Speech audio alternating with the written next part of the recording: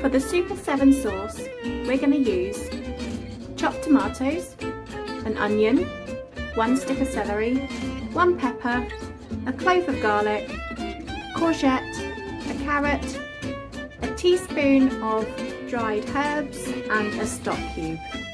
Okay, so we need to chop the vegetables. This doesn't have to be done too finely or neatly, because once the vegetables are all softened and mixed together, we're going to whiz it up to make a nice smooth vegetable sauce.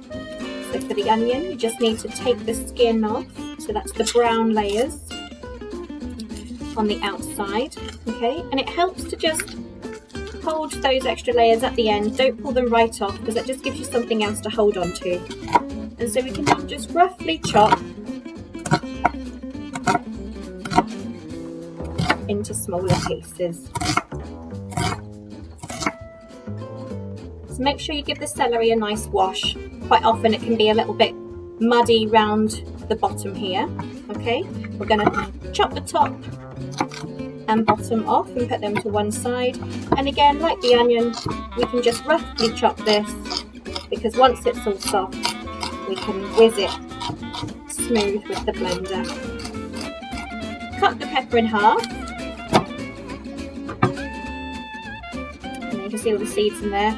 And then just using your fingers, you can pull the seeds out, and also this white pith that keeps the seeds connected to the skin. And again, we're going to chop it into smaller pieces.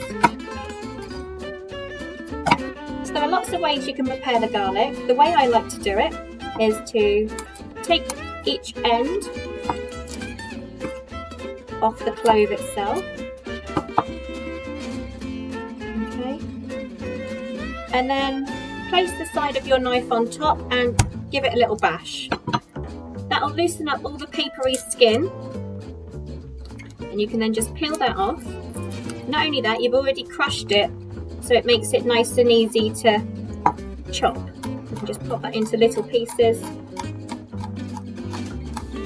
That's it. Courgettes, we just take the top and the end off. The skin can stay on, we don't need to take that off. So I'll just take each end off using the knife, and then I like to cut it down the middle so you have 2 halves, and again a rough chop. Carrot, you are welcome to peel it if you want to do so. I don't think that there is any need to peel it, and actually I think it adds a little bit more nutrition within the sauce. So we've taken both ends off again.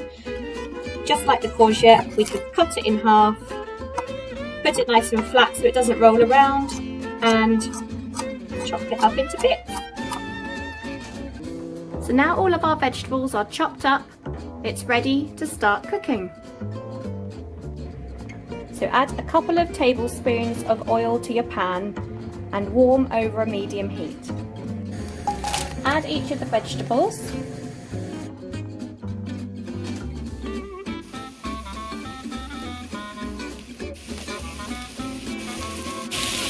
This can take a good few minutes. The best thing to do is to let them cook, stirring them occasionally to make sure they don't stick to the bottom of the pan. Don't forget to keep checking your veg are not sticking to the bottom.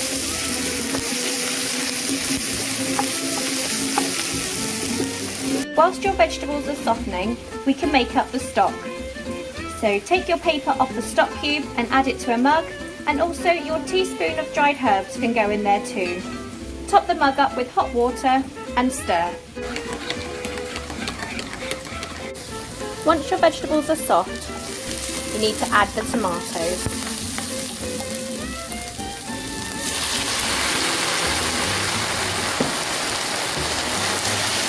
And mix them in. Next, add the stock and herb mix that we've just made.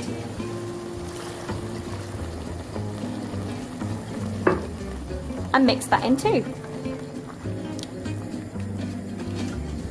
Now we just need to leave this to cook for a bit longer. So turn the heat down to low, pop the lid on and leave it to cook for around 10 to 15 minutes. To make a nice smooth sauce, you can either use a potato masher to go around and mashing all the veg together. It might be that you find there's a bit too much liquid doing it this way, and if that's the case, you just then need to give it a bit longer on the heat to reduce some of that liquid. Alternatively, you can use a stick blender.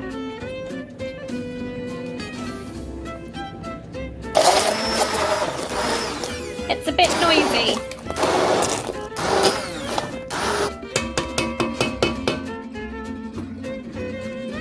As you can see, we've now got a nice smooth sauce ready to go on the base of our pizzas. Or as the helpful hints suggest, you could mix this with pasta and have a vegetable packed pasta sauce, and the little ones won't even know what they're eating.